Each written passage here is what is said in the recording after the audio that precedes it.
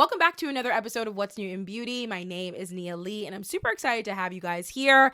I am very, very intrigued to get into today's topics, and I'm just going to jump straight into it because there's been so many things that have been happening in the beauty industry. If you are living under a rock, or maybe we're just waiting for this podcast episode, I had to specifically talk about Revlon filing for bankruptcy. Very interesting enough, I was actually going to speak about the possibility of Revlon filing for bankruptcy because at the time I had been watching the news and I had been seeing so many people talk about it, and people were kind of jumping to conclusions, already thought that they filed for bankruptcy, but it was very much like approaching, and like tons and tons of news organizations were pretty much watching, the possibility of it happening. But then the news literally came out, I believe it was a couple days ago, and they filed for bankruptcy. And I'm talking everybody and their mom is covering this. Everyone from CBC to the Toronto Star to Yahoo Finance to Allure.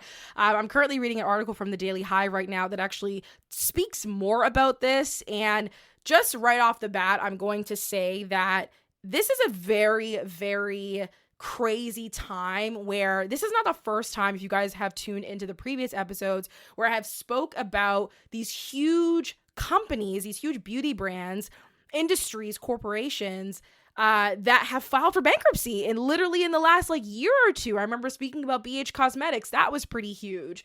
Just even hearing about certain brands completely, being over it, like Becca Cosmetics, for example. But Revlon specifically is a brand that has been around for such a long time. I think I remember reading something here about it being 90 years, literally a 90-year-old brand. This crazy. But all in all, Revlon is that drugstore brand that even when you're trying to look for everything else, you can always count on Revlon for always being there. They have such a big spread in the drugstore. It's absolutely insane. I mean, they've been around for 90 years, so it only seems right.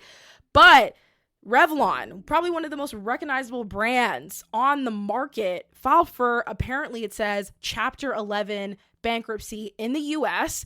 And specifically reading from the Daily Hive here, it says, according to Revlon, they are trying to reorganize its capital structure in this challenging economic world. The filing will allow Revlon to keep running in all their markets, driving future growth while navigating the ongoing impacts of global supply chain challenges and rising inflation.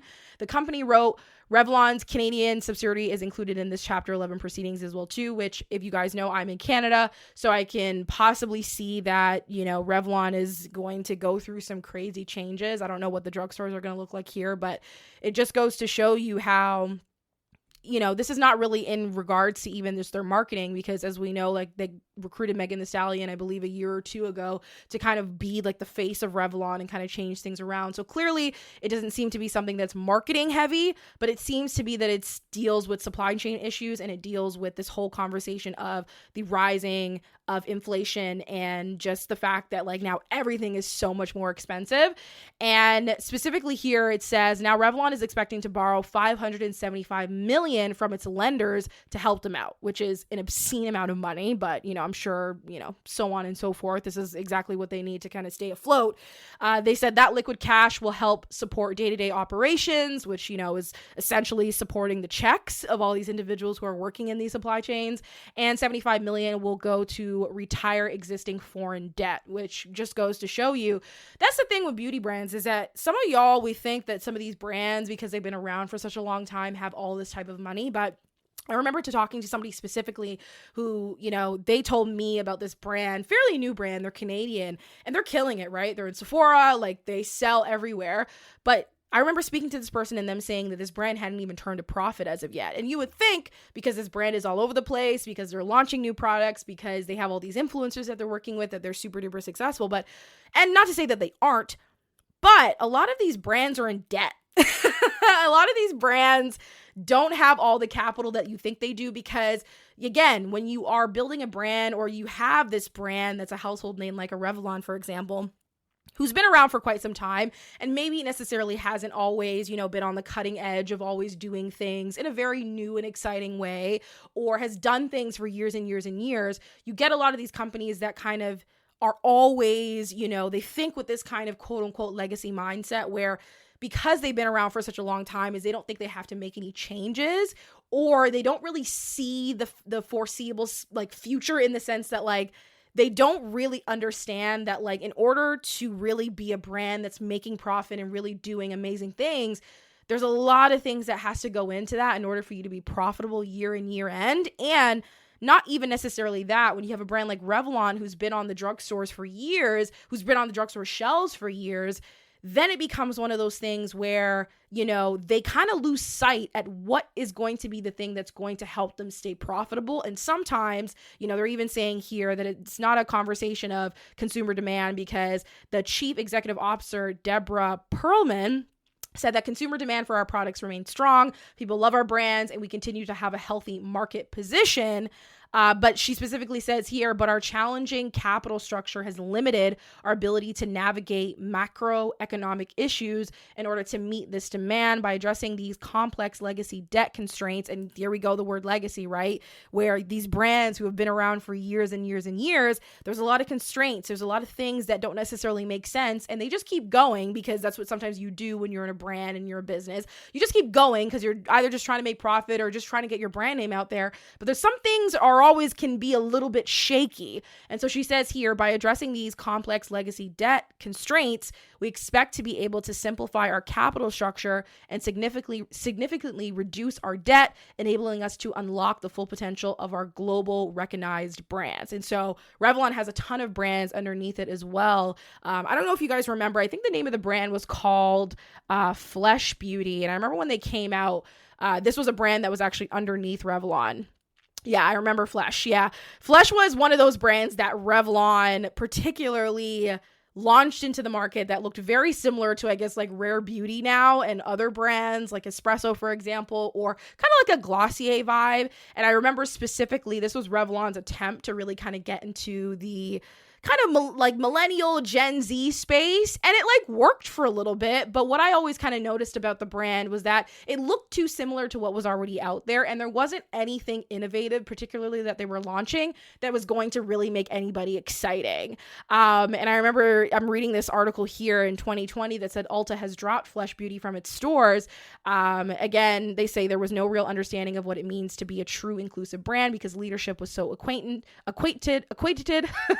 in their thought process and marketing techniques. So there you go. Like there's simple things like that like when brands try to make decisions to launch something new into the market where there's already so many brands. And that's the thing. I feel like I talk about this day in and day out. There's already so many brands that exist. I wish Revlon would have taken like a note from L'Oreal and just started acquiring brands, like when L'Oreal acquired You to the People, like make those type of decisions, right? But it seems that there's other issues here that they probably didn't have the actual capital to go ahead and do so, considering of how much issues they had with debt and as well as their supply chain issues and again, their capital structure. So it just goes to show you that once they get this started, it doesn't mean that they can't come back. And again, they've already have such this like household name to it. So it just goes to show you that they can come back.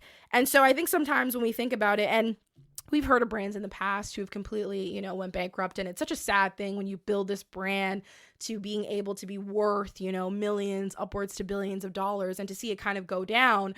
But again, Perlman, who is the daughter of billionaire investor Ronald Perlman, who owns Revlon, this 90-year-old company, it really just goes to show you at the end of the day how much, again, a brand who has made itself a household name, who's on every drugstore shelf that, people can just, when they think of the drugstore, they think of certain brands. They think of the L'Oreals, they think of the Revlons, they think of the Maybellines, they think of, CoverGirl, for example. Like we think of so many of these brands, and a lot of these brands have not made the decision to, really kind of figure out how can we stay top of mind?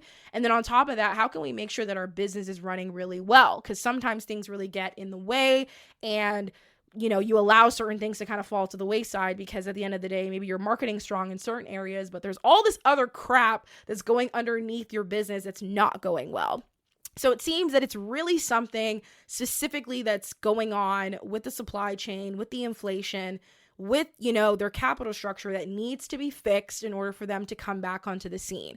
Now, outside of that, let's talk about Revlon as a company and kind of what this means for other legacy brands that have been out there, right? I already mentioned L'Oreal, that's inquired youth of the people and that has made a decision to understand that L'Oreal, there's nothing that L'Oreal could come with right now. Like, they are obviously coming out with stuff. They've come out with skincare. They have all these other stuff and so on.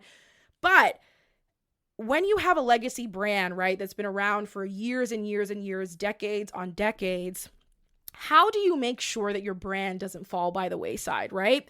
Or even just if you're listening to this and you're a new brand, how do you make sure that your brand doesn't fall by the wayside? Well, first off, making sure that you got your business in check, because realistically speaking, you could have the best products in the world, but if your business sucks or there's things going on that's not really right, instead of, coming to a point where you're completely in debt or where you're realizing that the capital structure isn't right, instead of making the decision to worry about that later when you've already launched the brand and so on, worry about that from the very beginning. Now, again, Revlon's been around for 90 years. So they're probably thinking, we had a really good run. Revlon's thinking, we had a really good run. We didn't really, need to go back in, we could use certain money here and so on, or we have investors in X, Y, and Z. But now we've got to borrow $575 million from lenders to help out this, situation. And then again, on top of that, $75 million of that $575 million is then going to go back to that debt. And so when it comes down to it, when you're building a brand, worry about that stuff in the very beginning so that it doesn't necessarily, quote unquote, fuck you later on, way down the line, where you now have every platform, every news platform, like I said, Allure, CBC, Global News, Yahoo Finance, like literally all of these organizations that are now essentially reporting on the fact that now you're bankrupt. And now this doesn't really make people excited to shop from Revlon. I mean, I'm not sitting here and saying that this brand can't make a comeback. I mean, obviously they've been around for such a long time and they have such this, strong presence, but this is going to make people more excited to check for other brands. And this is also not going to make people super duper excited to want to check back to Revlon. I mean, to be quite frank, I don't know about you, but I really wasn't checking for Revlon like that, because I found when I went to Revlon, there were certain products that never really spoke to me. And there were other brands that existed, like the L'Oreals of the world, like the CoverGirls, that created products that actually catered to me in some way, shape, or form, whether it was, the Maybelline Fit Me, line, which I absolutely love. Like the Maybelline Fit Me line is probably one of the best drugstore brands ever. Like, it is so good, and it is such a solid drugstore like complexion. They have like bronzers, they have blushes, they have foundation, they have concealer. So good, but again, super inclusive as well. So then we have this conversation as well too of like, if you're a brand that's been around for years and years and you don't even make the decision to be exclusive or to be essentially inclusive, and also in a way a little bit exclusive as well, maybe you become too exclusive that like certain people don't even feel connected to you. And we're in a time now where, yes, there are tons of people who are buying makeup products. There's a ton of people who are buying beauty products. But the main consumer of those products are the millennials and the Gen Zs. And like I said, Revlon came out with Flesh Beauty years ago, I remember. And that was supposed to be their way to kind of get people excited about Revlon again. And I remember a lot of people didn't even know that it was Revlon's brand. But I paid attention. I pay attention to all these brands that come out. And I saw the moves that they were making. They were kind of essentially doing what these other brands were doing as well. But there wasn't anything, even I just read it right there with Ulta. Like, Ulta got rid of it because it wasn't really, really inclusive, or the marketing wasn't really all that great. And we're in a time now where we have the Fenty Beauties of the world.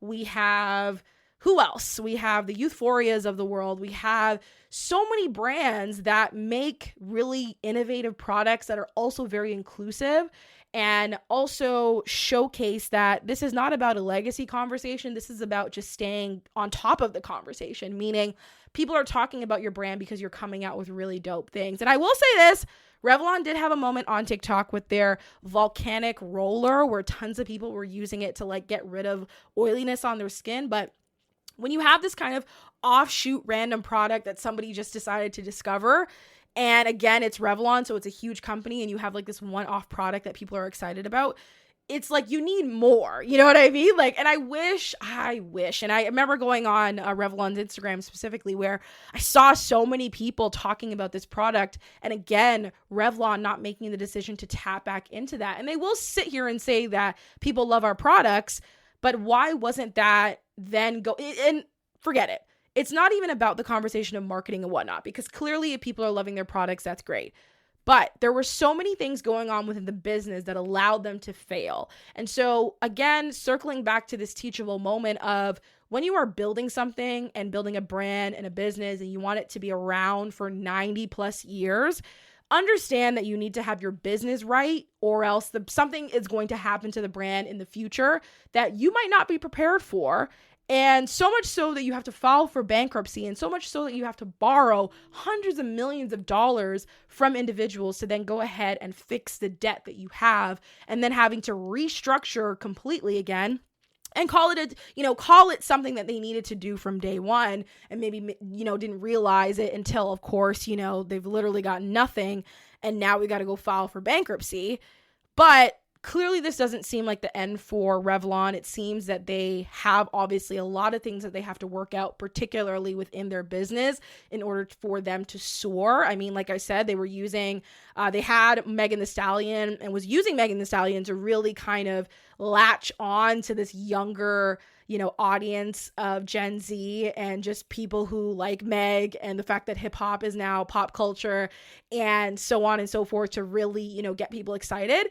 But it just wasn't enough. You know what I mean? Like, it just wasn't enough to be able to really allow Revlon to soar. And then on top of that, the conversation of them having so much issues, particularly within their business, that it wasn't able for them to be able to have the success that they were looking for. And now they're bankrupt, and now they've got to borrow lots of money.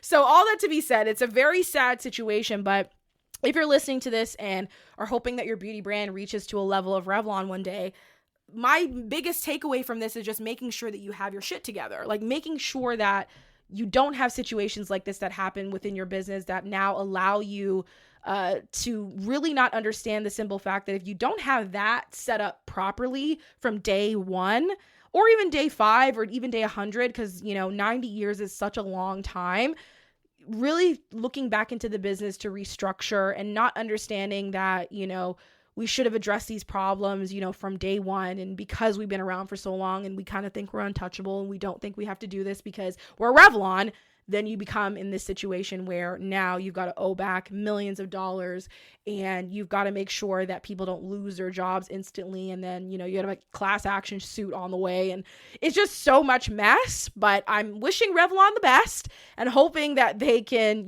make sure that they get back on their feet and hopefully come back with, a better brand, a brand that has their business right, so that, none of this ever has to happen again, because they've been around for 90 years, such a household name brand. And to see it happen, it just goes to show you that really anything could happen in your business and in your brand. And you, again, for the most part, may or may not be prepared for it, or you just have to bite the very, very expensive bullet that's coming your way. So with all that being said, I also had to talk about the Kim Kardashian skin controversy a little bit.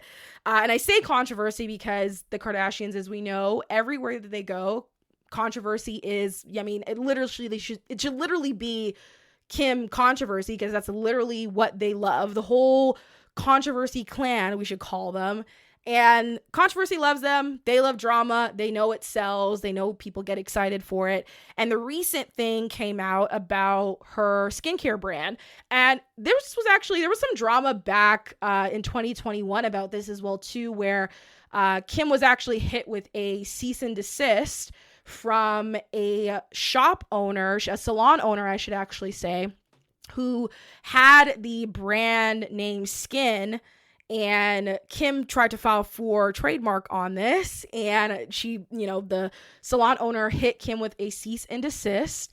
And I believe they settled out into it because it was something that particularly, the name of the brand was called Skin Plus. It's spelled the exact same way that Kim's new brand is. And she spoke about it on social media, everything, it's a Black owned business. And we know the Kardashians have a history of consistently doing everything they can to steal from Black-owned businesses. And this was also around the time that, she was saying that KKW was shutting down and so on and so forth. And at the end of the day, it seems to be that they actually, I think something went wrong here in sense of protecting it and so on. And I'm trying to read here to say what exactly happened to protect the skin brand name in the US, trademark. We contacted her lawyers as soon as possible after learning about the launch, seeking to protect her client's brand, demanding the cease plans to launch the skin brand. So who knows? I don't know if they settled out. I don't know if anything particularly happened. The name of the brand that the salon owner has is Skin Plus, but Kim's name is Skin. So who knows? Either way, there was also some drama as well, too, about Kim's new skincare brand being very similar to Lori Harvey's skincare brand as well, too. Because Lori Harvey's skincare brand, I don't know why everyone has the same skincare brand name. It's like, can't we come up with anything else? But Lori Harvey, same thing. 2021 announced Skin SKKN by Lori. And there was also some drama there about Kim stealing that as well. So as we know, there's a lot of things going on with the Kardashians. They love controversy. They love not, apparently coming up with their own ideas. But the recent thing that came up was this whole sustainability conversation. As we know, if you're in the beauty industry, sustainability is what everybody and their mom is talking about. It goes hand in hand with the clean beauty world. And we know about greenwashing, and we know about certain brands that claim to be clean, but they have all these issues with not being sustainable and so on and so forth. Before it was the whole vegan, cruelty-free conversation. Now everything everybody wants to talk about is clean beauty, sustainability, and those are the buzzwords that everyone's using. So there was some recent controversy or backlash about the simple fact that her product is refillable, the new skin by Kim K, and people were saying that it wasn't sustainable by any stretch of the mean because the product itself that she's showing here in the demo, essentially it's like a holder for the product. So it's a spray some way, shape, or form, and the spray itself is being taken in and out of this, you want to call it a holder almost. And it's weird because how can that be refillable packaging when realistically speaking, if something is refillable, that means I have to go ahead now and buy that refill so I can go ahead and use the product again. But the way that Kim is showing this on her actual platform is that the spray or the lotion or whatever the situation is, it's just being taken in and out of this container. And people are saying, how is this sustainable? Literally the comment section, this particular video where they're showing this demo about how it's sustainable, it has over 340K views. It has over 1,700 comments of people up in their feelings and saying, I don't get it. Correct me if I'm wrong. Am I missing something? This is the opposite of sustainable. People outraged, so on and so forth. We know what the Kardashians love to bring. My whole situation with this is that no, it doesn't really seem sustainable whatsoever, and people trying to sit here and justify it is interesting. But why do we sit here and make a decision to get outraged about something that we know that they like to do on purpose? To me, it just seems that if you don't like somebody, don't like what they're selling, don't like what they're promoting, I would just stay silent. I would not say anything. I wouldn't comment. And I'll say this particularly as well, too. And this is where my marketing hat comes on. All of these comments, all of these views, whether we want to sit here and call it negative or positive, and a lot of these comments here seem to be negative because there's tons of likes, there's tons of things going on. All of this is data for now Kim and her crew and her team to sit there and say, that this was successful. And so and negative and it's just like YouTube, for example, right? People want to sit here and say you've got the like button and you've got the dislike button. Dislikes are still a metric that will allow your video to be at the top of the algorithm because engagement is engagement, right? These comments, whether they're negative or positive, are still engagement. Engagement is probably one of the hardest things to go ahead and do because we live in a time where everybody just wants to scroll and like and go about their business. So we live in a time where the more outrageous your video is, your post is, whatever the situation is, people are just wanting clicks. People just want you to engage. People just want you to comment because it's hard to get people to do that.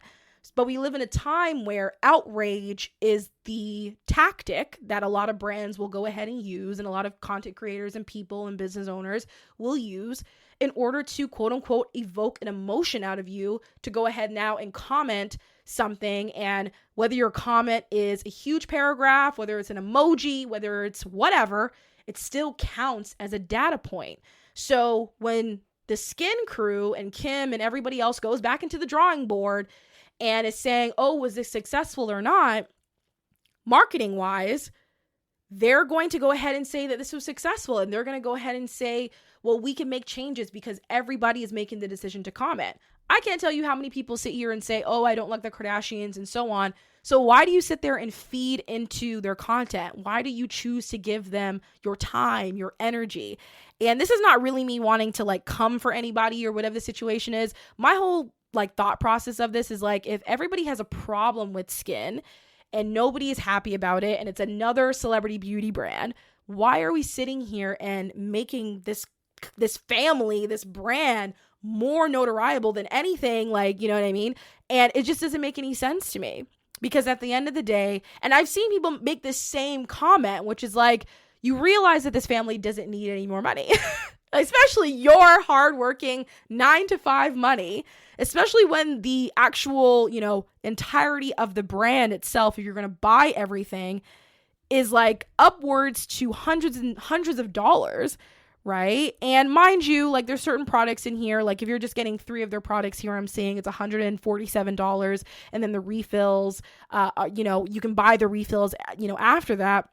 It just becomes something at the end of the day where I just don't understand why people choose to keep putting the Kardashians on a pedestal. And if you're angry about the sustainability piece, then just don't support the brand. Or if you want to email the brand on your own time to speak about it, like you could also do that as well. But I'm just so confused why people make the decision to comment on things knowing that all of this is going to be considered some sort of a successful metric. And when I'm looking at all the comments and all the views and everything that's on this page after she launched the brand, that video where she is essentially trolling all of you guys about the fact that the brand is sustainable when it's not, is the highest video they have on their page with 340K views and over 1,700 comments. So my situation here, for anybody that's listening and, asking yourself as well too, when it comes to building a brand, I'm not sitting here and telling you need to build a brand off controversy, but understand when you are putting something out there that people may or may not, like, or they might have something negative to say and so on and so forth, like, you can use that to your own advantage, but don't make that the selling point. Like, don't make that the thing that's going to propel you, because particularly as well too, they do what they do because they know it works. So they're going to continue to do that. And that's how they're going to make more money. And that's how people are going to get more excited about it. And that's how they'll stay in the news and so on and so forth. That doesn't always work for the average person that is doing this, but it goes to show you, if you're doing something that is, kind of weird and in a way kind of unethical and doesn't really make a lot of sense, and you're kind of looking at it as a way, and who knows, maybe they really thought that what they were doing was sustainable. I haven't seen them address it in any way, shape, or form about the packaging and so on and so forth. So maybe it's not something that they particularly care to address because they know people are going to buy the product regardless of whatever drama comes through, because the Kardashian brand is huge. I'm just kind of confused why people make the decision to comment and still, make this one of the most top commented video that they have, when realistically speaking, all of this is considered good publicity and all of this is considered as good marketing in their eyes, because it's invoking some sort of an emotion out of all of you, whether it's a negative comment, like I said, whether it's a positive comment, whether you're writing a long paragraph dissertation about how this is not sustainable and so on and so forth, because none of you guys are actually making the decision to, not give this brand attention, is what I'm really just trying to get to at the end of the day. So that's my 2 cents particularly on that. I try my best not to talk about anything Kardashian related, but in some way, shape, or form, again, they always find a way to get up in the news. So particularly speaking as well, I do want to, again, just say, if we are not trying to make these people as big as they are, then just stop talking about them. Like, that's really like my thought process behind the entire thing is that specifically if we are not trying to make these people big and we're tired of also hearing about them. I can't tell you how many people say, oh, I'm tired of hearing about the Kardashians. And so stop talking about them. Stop commenting on their posts. Stop, if you see their stuff come up, say, I'm not interested, and just move on, y'all. Like, literally, it's that simple. Last but not least, I wanted to speak on this as well because I really wanted to, again, use this as a teachable moment, as an opportunity for beauty founders and new beauty brands that are coming out that have been around for quite some time now. And this kind of circles back to when I spoke about the launch of Rhode Beauty, Hailey Bieber or Hailey Baldwin, her new skincare brand that just came out, just launched actually recently on June 15th. They were actually able to sell out of all their products, I think within like a day or two. I will say this, I was really, surprised to see everything sell out. Like, I think that's pretty awesome as well. And, congrats to the Rhode team. But there was a little bit of a tricky situation with an influencer at their launch event that just happened a few days ago. And this influencer, she's a pretty big influencer. I used to watch her actually on YouTube. Her name is Iris Berlin, and she is a Afro-Latina. She is a influencer. She's probably one of the top influencers, and she's been around for quite some time now. She's of that like Jackie Aina crew, the influencers that have been on the platform and been doing content creation for like 10 plus years. And she's killing it on TikTok, killing it on Instagram. I don't think she does YouTube videos anymore. And if she does, it's like very rare that, she does. It usually will be like a new brand that comes up, or if it's a sponsored piece of content, which a lot of content creators will do now. And there was she spoke about her experience at the Rhode Beauty launch event that just happened. And there was a lot of people upset, particularly in the TikTok comments when she was talking about this. And I believe she spoke about it on her Instagram stories, because I'm assuming she was taking videos, she was taking photos, and people wanted to, get her side about how the event was and so on. Now, there was some drama that happened, particularly because she voiced her experience about the event, saying it wasn't, that great. It was very disorganized. Hailey herself wasn't really talking to anybody, really wasn't taking photos with anybody, didn't really say anything about the product. It just kind of seemed like it was a big celebrity thing, which a lot of these, celebrity-based beauty brands are. And I remember looking through Rhode Beauty's Instagram stories, because literally right when the products actually launched on that day, obviously tons of these celebrities are getting PR packages. Some influencers are getting PR packages as well too. Everybody wants to be the first to talk about it and show it and so on and so forth.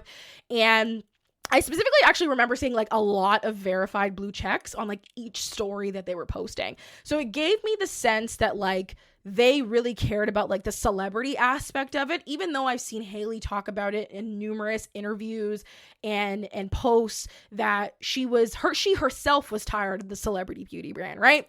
So I saw a lot of celebrities sharing their PR packages, sharing so on and so forth. I felt like that was kind of weird in its own way, because realistically speaking, as much as pull that celebrities have, people don't give a shit if like Kylie Jenner makes a decision to post, Rhode Beauty's PR package, because it's like you're already friends with the family, and how are people really still listening to Kylie Jenner like that? Everybody really cares about the macro and the micro influencers in this day and age, the skinfluencers, the estheticians, the Hirams, the James Welsh, like all these individuals that have clout in the skincare industry, correct? So my whole situation was I didn't really feel like a lot of those creators were being shown. I felt like it was a very celebrity heavy focus. So that kind of gave me an inkling that like a lot of what was going to be shown for Rhode so far was going to be was going to be specifically on the back of Hailey herself, and then also the celebrity friends that she has, right? The Kendall Jenners, the Kardashians, the Justine Skies, all of them, right? So going back to Iris, she shares her experience about the event, saying that it wasn't all that and a bag of chips, saying that Hailey was kind of not really paying attention to the influencers. And some people were debunking this and saying that, oh, Hailey did take photos with beauty influencers and she was talking and so on and so forth. But Iris says that she was not responsive and she wasn't interactive with guests. And she specifically said this in her video, we're giving them space, we're letting them do this, letting them do their thing, obviously, right? She's like, we want to take a picture with you. We want a little content. content. It's your brand. We want to hear about it. We're excited. But Hailey wasn't really all that interesting or all that interested in doing all of that. And she said probably the girl has anxiety. She doesn't come from this background. But she also said, but if you're coming out with a brand, you have to talk, mamita. Like, you created this. This is your baby. Tell me why you love it. Tell me why I should change the moisturizer that I'm using to use yours.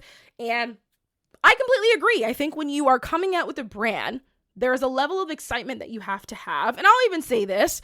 People will sit there and say that, oh, Hailey has been working on this brand for 2 years. And, I saw a certain influencer saying I was testing this for months and da-da-da-da-da.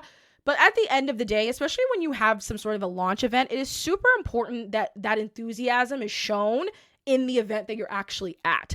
I get it. People want to take photos. People want it to be this thing. You're a celebrity, X, Y, and Z. But if we look back at Rihanna and Fenty, at every Fenty Beauty event, there is something to do, whether the drinks have a certain name, whether there's certain things you can take photos with, whether Rihanna's taking videos and photos with people. She's interacting with the people because that's what you're supposed to do in a way, especially when you want people to be excited about promoting your own brand.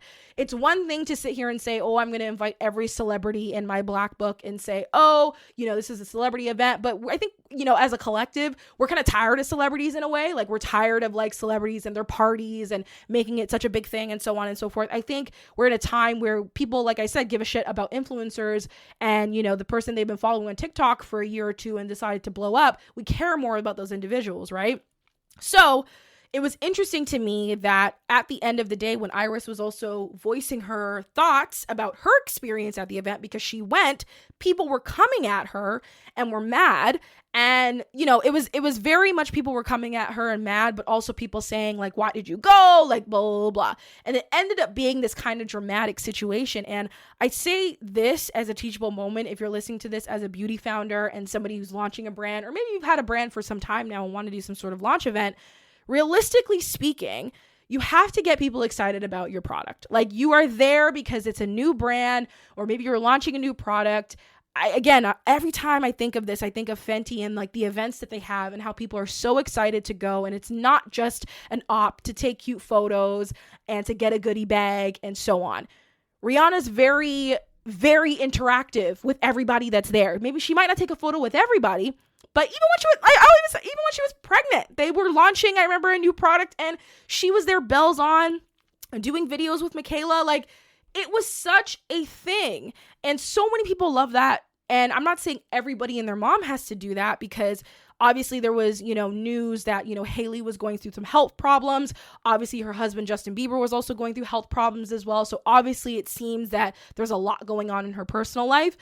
I'm saying this, if that was the case, a different event should have been had. Personally, as I'm saying, this is my own opinion, and I'm even saying this as well to the beauty founders. When you are launching an event or doing something in relation to that, this is your product. You want everybody to be excited. If you are not this party person, do not host a party. You might think that's what everybody wants, but if that's not your bag, then don't go ahead and do that. Have an intimate dinner. Summer Fridays, for example, brand that's been around for years. I've seen Summer Fridays sometimes do launch parties, but I've seen them recently do more laid back, dinners on the beach, on mattresses, and, it's so low key. I just actually saw Aaliyah's face, who was just at an event for Lancôme in Paris. Very intimate, very beautiful. So it's not something far-fetched for these brands and these influencers and these beauty founders and these celebrities to go ahead and do very low-key, low-brow events that are still luxe, still about the launch, still very intentional, but is more your speed, girl. Like, Hailey, I'm just saying, like, if the party scene is not you, and if anybody had seen the photos, it was giving nightclub. Right? It was blue, there was cameras going, there was music. It was giving club, and it was giving very, standard influencer launch party vibes, right? Pre-pandemic. I would even say that. So my whole situation with it was like, it felt very not what the vibe of what she was looking for. And maybe she was interested, maybe she wasn't. Who knows? I'm just saying it was very far-fetched for me that people were coming at Iris about her experience at the event when she experienced it, and this is what she was saying. And I'll also say this: we live in a time where people love it when everybody's real. Everybody loves the fact that, you know, you can be yourself and you can be honest, but it only seems like a certain amount of content creators can go ahead and do that before it comes off as you being a hater or you being ungrateful. Where it's like I said, Iris is one of the top creators in the influencer space. Like, when I tell you, this girl has been creating content for a very long time. Like, again, I remember watching her on YouTube when YouTube was big and everyone was doing YouTube and everyone was doing their thing. I think she also comes from the world of Mac as well. So again, the influencers that used to work at Mac and then became, you know, the people who used to work at Mac then become influencers, then do this, that, and the third. She has over 731,000 followers. Like, I'm telling you, Iris is no small fish. So if she's particularly saying, as somebody who has been in the game for a long time, who has been to every which influencer event, you know, whether it was abroad or whether it was, you know, at a venue, is saying that your event felt weird and you didn't really socialize with anybody and it felt disorganized and I didn't really feel connected to you, then something should be done. Now, whether or not the Rhode team is going to say anything or not is a whole other different conversation. I don't think they will, but my whole thing is this is a teachable moment for a lot of people who are starting brands and maybe want to do some sort of launch party or want to understand that, like, you have to have some sort of a personality and you have to be aware of these things and understand if you're not the type of person to want to do this big launch event and take photos and, you know, have it be a club vibe and so on, then don't. You know what I mean? Like, it's your brand. You can do whatever you'd like. And sometimes those things, you know, people could love it versus they could hate it. But what matters is that you enjoy it, right? And my whole thing is, these are like, I don't give a shit about the celebrity friends that were at the event because I don't follow any of those people. And a lot of people don't follow those people. And a lot of people aren't going to pay attention to what those celebrities are saying because you're friends with the girl, right?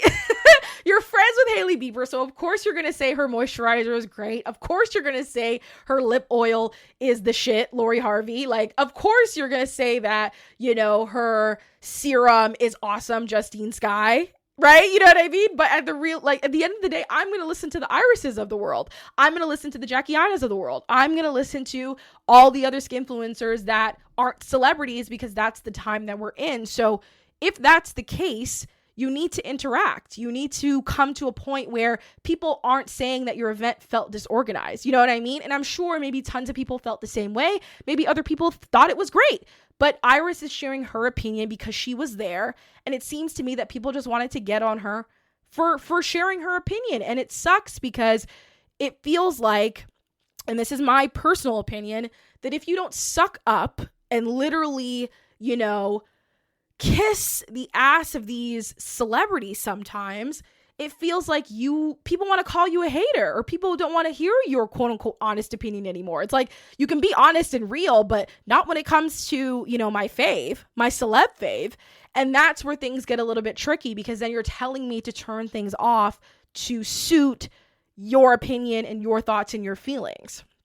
Right? And if people had a problem with Iris, then they could unfollow her, right? They didn't have to go in their comment section and drag her and make this into one big thing, that's what I was seeing underneath her post that she posted on TikTok to then explain everything that was going on because she noticed that there was backlash from this entire thing. So my whole situation with it is that it seemed a little wishy-washy, and I saw clips from the event. I saw the stories that were being posted, and it looked okay. It looked like something that, for the most part, was just your standard average celebrity event. And if she's saying that Hailey didn't interact, you know, with the majority of people, and it did feel very organized, it didn't feel organized whatsoever. It felt very disorganized, and it felt very like we didn't really get a chance to know more about the brand, and you got to let us know, like, why should I be using your brand? Like, I recently just saw an event that Topicals, if you guys don't know Topicals, their Faded Cream is probably the most popular, always sold out product on the market. I just saw that they were launching a new product specifically. It was their body serum, and they had a launch party for it. It wasn't really a big party whatsoever. You could tell it was very curated, Only a certain amount of people were there in particular as well, which I loved. It felt very intimate. And when they had that party, the founder of the brand said her speech. She shared, there was cake. It was a good vibe. It didn't really, again, look like it was some, big, heavy club event, but it felt very intimate and it made sense. And it was something that people could get behind. It was something that allowed people to get to talk to the founder and connect. And there was photos being taken, and it felt just like a really chill event. So maybe Hailey could have done something similar to that. Or like I said, a very small, intimate dinner with select celebs, influencers, and so on and so forth, that maybe the whole like club, standard influencer event really isn't for you, sis. You know what I mean? Like, that's really just where I'm getting at. So all that to be said, if something isn't for you when you're trying to do something, particularly with your brand, just don't do it, because then you're going to have individuals that are going to share their piece or not say anything and just not talk about your brand, period. And then it becomes, an awkward thing, right? Where people are like, why haven't you talked about Rhode Beauty? And why haven't you this? And why haven't you that? And then you have to be honest because you don't want to lie, right? Because we're in this time where everybody wants, realness and integrity and transparency and da-da-da-da-da, all the buzzwords. But then when you are real and you are transparent, people want to come for you. So it's a double-edged sword. As we know, that's not new. Social media is very much a double-edged sword. And so, hopefully, if Rhode decides to launch a new product, they'll do something a little bit different. It'll be interesting to see if anybody else shares the same sentiments that Iris does, but I had to talk about this specifically because it's a teachable moment for fellow founders and fellow beauty brands in this space to understand and know that when you are doing something and you're launching a new brand and your product, like you being front and center and being enthusiastic and getting the chance to connect with your community, especially the people who are going to take your products home, use your products, create tons of content, because that's the whole game we're in right now. You need to understand how to be able to move in that space. And it was her first event, so I'm not going to castrate the woman or is that the word, castrate or patronize? I'm not going to patronize a woman for doing that. Again, she has a lot of things on her plate. So maybe then the conversation of maybe choosing a different time for the event, or, again, it all comes down to comfortability and whether Hailey needs to be, Kaylee needs to be comfortable, but also the people who are attending need to be comfortable as well too. And, who knows how other people felt. I don't know if anyone's going to share their piece as well, because again, we live in a time where you want to share your piece and people, you think that you can be honest, but we also live in a time where people want to cancel you for being honest. So it's always such a slippery slope, but hopefully all of that can be sorted. And hopefully this was a teachable moment for everybody that's tuning in. But that is it. That is my 2 cents on that. Hopefully I don't have to talk about more celeb stuff, but I find with so much of this celebrity brand stuff that there's so much stuff that I can learn as a fellow beauty founder myself, but then as what you guys can learn as well too. So hopefully you enjoyed that, and hopefully you enjoyed me rambling and all the hiccups and all that to be said. But appreciate y'all as always for tuning in to another episode of What's New in Beauty, and I'll catch y'all in the next one.